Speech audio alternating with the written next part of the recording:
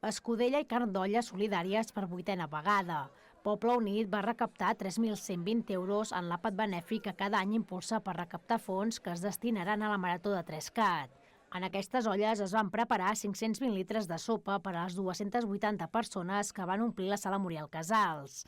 Enguany amb uns quants comensals menys que en anteriors edicions per motius d'organització.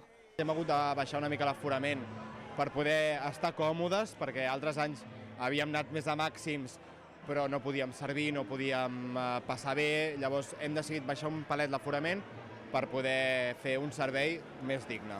Com de costum, bona sopa a l'Escudellada de Poble Unit. La nota que en aquesta 8a edició li van atorgar als comensals va fluctuar entre el notable alt i l'excel·lent. Hombre, perquè està molt bona, però els meus pares sempre està millor i la meva iaia també.